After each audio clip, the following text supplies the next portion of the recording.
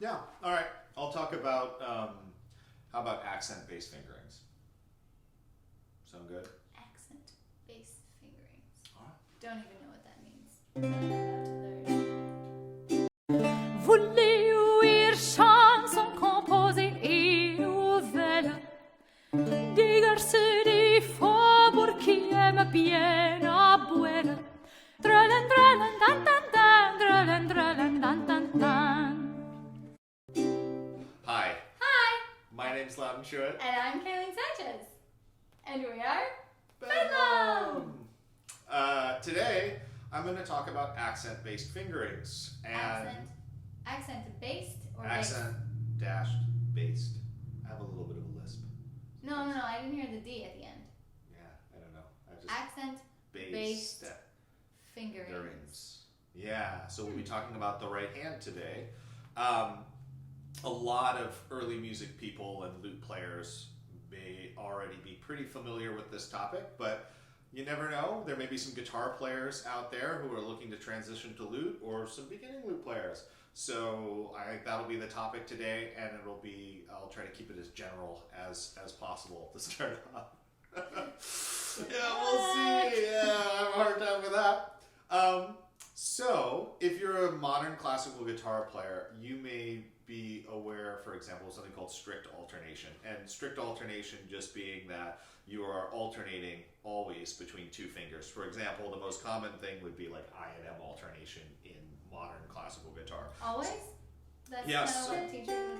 Yep, so this is what I was taught for you, is just, whatever finger you used last, you would switch to the next. So if you're thinking of scale runs or something like that, if I'm going, a modern classical guitar player might start with the index finger on a scale, go to M, I, and go up and down, just alternating between those two fingers.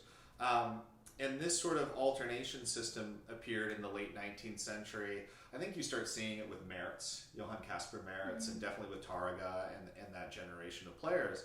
But for guitarists and lute players before the 19th century, and in the beginning of the 19th century, we used a system that was accent-based. And all that means is that we divide the hand into strong and weak digits, and the strong and weak digits are used in strong and weak places in the music.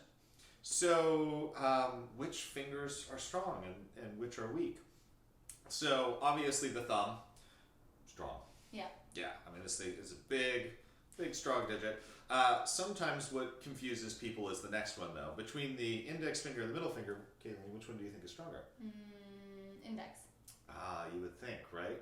But that's actually incorrect. And you can test this by pinching. If you try to pinch somebody with your thumb and your index finger, not that you'd want to do that, you'll find that it's really hard to get a lot of strength with that index finger. But, yeah, see, that's not too bad. Switch to your middle finger, and you can get some real grip. Like, she put a mark in my arm right there. So your middle finger is a longer digit. It's a stronger digit. So, for the purposes of lute playing today, we're going to talk primarily about the first three fingers, the thumb, the index finger, and the middle finger. The thumb and the middle finger will be interchangeable. So what I mean by that is some of you out there may be playing with a thumb and index alternation, whether it's thumb out or whether you've decided to do thumb under is either way is fine, but you're going to have thumb and then the index, so strong, weak. Or you may choose to do a thumb out fingering with M and I alternation, or some combination. One thing that I find particularly useful is using the middle and index finger on the higher strings and then transitioning to the thumb and index for the bass strings, with some exceptions. So the idea, the basic premise with accent-based fingerings is if we have a 4 count, if we're going, oh, you're a singer. So in music, it's 1, 2, 3, 4. Singers don't often know about this thing called meter, but I'm just gonna, Kayleen. So 1, 2, 3, 4, right? There we go. So I'm just kidding. She has great rhythm. She was a percussionist. Oh no, I'm in trouble. I'll deal with you later. Deal with me later. Okay, so Kayleen, now there are always exceptions, but in a measure of 4, What's your strongest beat in general? Help me out. 1. 1, yeah. Now, there are exceptions, of course. Let's say I'm doing a suspension, okay? And the suspension starts on beat 3. 3, 4, 1, right? The resolution is going to be soft. So it's not that every beat is strong, but lots of beat ones are going to be strong, but lots of beat ones are strong. So what we're going to do is for beat 1, we're either going to use our thumb or our middle finger. So if I'm going 1, and then beat 2 would be with your index finger. And again, as I'm demonstrating, you can, thumb and middle finger are interchangeable. So I might go 1, 2, 3, 4. So here the hierarchy is, and I'll do that with thumb and index. Strong and weak. Strong, weak, strong, weak. And that's fine with quarter notes, right? On the beat. But what do we do with ands? Same thing. 1 and 2 and 3 and 4 and. That'll be the same thing if you want to do M and I. 1 and 2 and 3 and 4 and. Now, things get complicated when we start mixing rhythms. So for example, if I have 1, 2, and 3, 4, it's actually going to go M, M, I, M, I. Because every eighth note is part of a pair. So you have a number and an and. So if I say 1 and, the rule is the number always gets the strong digit and the and always gets the weak. Okay. Would you ever use your middle finger and your thumb? At the same time? Not at the same time, but like if you want something to be really strong throughout, without strong, weak, could you do strong, strong, strong, strong, strong, strong, strong? I guess. I usually don't. There are situations that happen when you have arpeggios. And when we get into the Baroque period, what happens is you start getting more pieces with these patterns that cross strings. So if we think of the Renaissance as largely being chords and runs, it's kind of very easy to break that up between strong and weak. And then you get into the Baroque period, you might have an arpeggio pattern where we go low, high, middle, middle. And in that case, you could either keep the strong weak pattern by going thumb, index, middle, index, or you can do what some players did, which is change the pattern. You could use your ring finger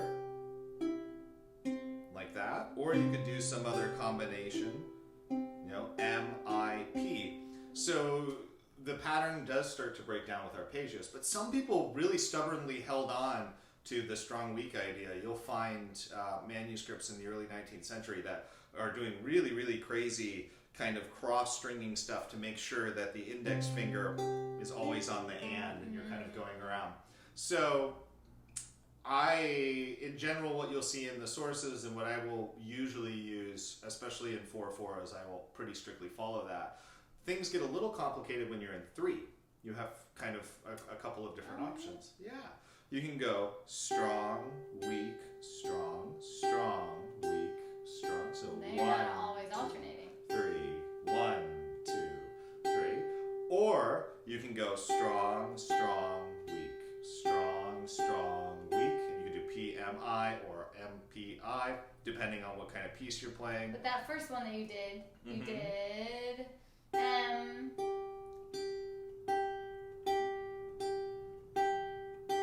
And the thumb could be in the bass, right? You could Would you ever do M-I-M, M-I-M, M-I-M? Yes, absolutely. I love doing it that way. So M-I-M, M-I-M, M-I-M, M-I-M, M-I-M, or P-I-P-P-I-P-P-I-P-P-I-P. So triplets or 3-time end up being a little more complicated. But what I'm going to do is I will include a link below with some common figures that you'll run into so that you can see this all in writing and you can see how the pattern works. And I hope people leave comments about accent-based fingerings, especially for guitar players. This can be tricky because they've been trained since they were little. I started taking guitar lessons when I was 10, and it was always about strict alternation, so it took me a little while to get used to an accent-based system. One advantage, though, is I can take a piece of music, for example, like maybe this little thing.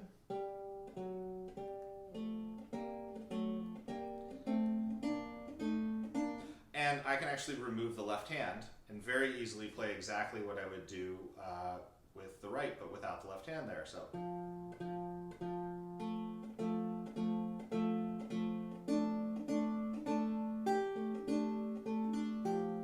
You might go, well, why is that useful? If you have trouble with your right hand and you find that it's inaccurate, that's a really cool tool to work on what you're doing. So if you have any questions, comments, probably a topic I'll go into a little bit more, leave it down below. Subscribe to our channel, and we'll see you next Tuesday for our next Lute Tunes Tuesday. Bye!